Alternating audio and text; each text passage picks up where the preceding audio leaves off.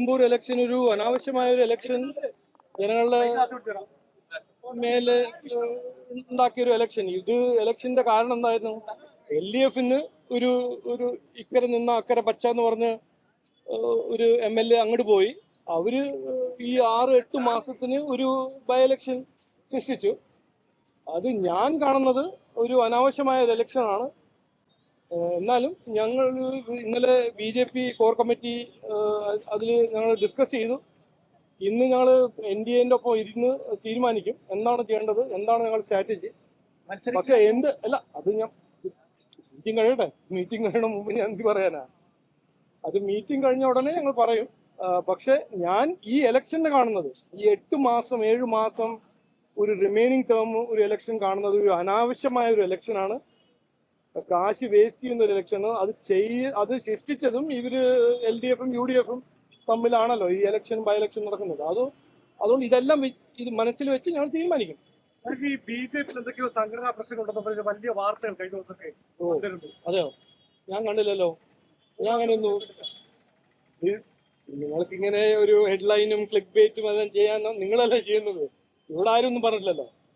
എനിക്ക് അങ്ങനെ ഒന്നും കാണുന്നില്ല. ഞാൻ 30 ഡിസ്ട്രിക്റ്റിൽ പോയിട്ടുണ്ട്. ഒറ്റക്കെട്ടായിട്ടാണ് ഈ ടീമും ഒരു വികസിത കേരളം സൃഷ്ടിക്കാൻ നമ്മുടെ ലക്ഷ്യമായിട്ട് മുമ്പോട്ട് പോകുന്നു. ജനങ്ങളും പ്രവർത്തകരും എല്ലാവരും. അപ്പോ ഇതില് അങ്ങനെ നോക്കി നടക്കേണ്ട ആവശ്യമില്ല. LDF-നും UDF-നും അത് നടക്കില്ല.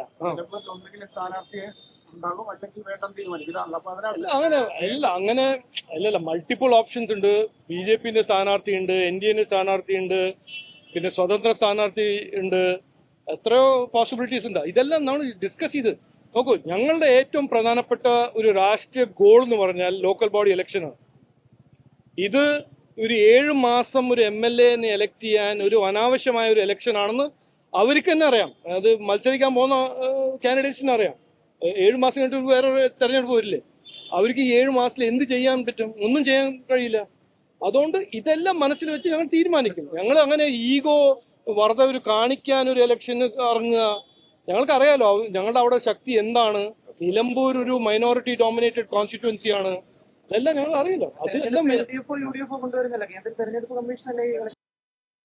അപ്പോ ഒരു ബൈ ഇലക്ഷൻ എന്തായിരുന്നു അതിന് കാരണം? അതല്ല പറഞ്ഞു.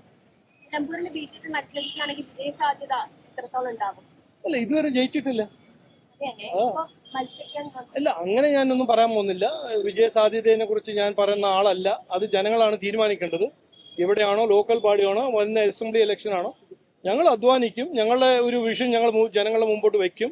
ഇവര് LDF-ഉം UDF-ഉം ചെയ്യാത്ത കാര്യങ്ങളും അതും മുമ്പോട്ട് വയ്ക്കും. ഇന്ന് LDF ആഘോഷിക്കുമ്പോൾ ഞങ്ങൾ പറയുന്നത് കേരളം വീണ ഒരു പതിറ്റാണ്ടാണ് കഴിഞ്ഞ 9-10 കൊല്ലം. അത് ഞങ്ങൾ മുമ്പോട്ട് വെക്കും. അത് ഞങ്ങളുടെ ഒരു ദൗത്യമല്ലേ, ഞങ്ങളുടെ ഒരു കടമയല്ലേ. മത്സരിക്കേണ്ടതില്ല എന്ന ഒരു തീരുമാനം കോർ കമ്മിറ്റിയിൽ എടുത്തിട്ടുണ്ടോ? ഇല്ല, അങ്ങനെയൊന്നും എടുത്തിട്ടില്ല. ഒരു തീരുമാനം എടുത്തിട്ടില്ല.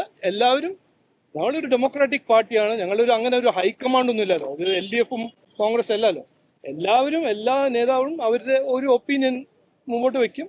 അതെല്ലാം കൺസിഡർ ചെയ്ത് NDA-ന്റെ ഒപ്പം ഒരു ചർച്ച നടക്കും. കഴിഞ്ഞ 2021 തെരഞ്ഞെടുപ്പില് ഭൂരിപക്ഷം ജയിച്ച സ്ഥാനാർത്ഥിയുടെ ഭൂരിപക്ഷം BJP സ്ഥാനാർത്ഥി കിട്ടിയ വോട്ടാണ് കൂടുതൽ. അപ്പൊ ഈ BJP സ്ഥാനാർത്ഥി ഇല്ലാതിരുന്നാൽ സ്വാഭാവികമായും ഈ 2 മുന്നണികളും അതെല്ലാം ഇങ്ങനെ നിങ്ങളുടെ ഒരു അത് മീഡിയക്ക് നല്ലൊരു എക്സൈറ്റിംഗ് ഒരു ഇവന്റ് ആണ്. ഞങ്ങൾ ചെയ്യുന്നത് മത്സരിക്കാൻ ഇറങ്ങുന്നത്. ഞങ്ങൾ ജയിക്കാനാണ് മത്സരിക്കുന്നത്. അത് ഞങ്ങളുടെ പാർട്ടീൻ്റെ ഒരു വിഷനാണ്. അതുകൊണ്ട് ജയിക്കാൻ കഴിയുന്ന സ്ഥലത്ത് ഞങ്ങൾ മത്സരിക്കും. അവിടെ നിലമ്പൂർ ഒരു സ്പെഷ്യൽ സിറ്റുവേഷനാണ്. ഒരു ബൈ ഇലക്ഷൻ വന്നിട്ടുണ്ട്. അതൊരു മൈനോറിറ്റി ഡോമിനേറ്റഡ് ഏരിയയാണ്, കോൺസ്റ്റിറ്റ്യുവൻസിയാണ്. ഇതുവരെ BJP-ന്റെ ഒരു പെർഫോമൻസ് അവിടെ വലിയൊരു പെർഫോമൻസ് ഒന്നും നടന്നിട്ടില്ല. NDA-ന്റെ പെർഫോമൻസ് നല്ലൊരു പെർഫോമൻസ് ഉണ്ടായിരുന്നു BDJS മത്സരിച്ചപ്പോൾ. അപ്പോൾ NDA-ന്റെ ഒപ്പം ഇരുന്ന് ചർച്ച ചെയ്യുമെന്നാണ് ഞാൻ പറഞ്ഞത്. തീരുമാനം എന്നത്തേക്കുണ്ടാകും? ഇലക്ഷന് മുമ്പുണ്ടാവും. അതുണ്ടാവും. Subscribe to One India and never miss an update.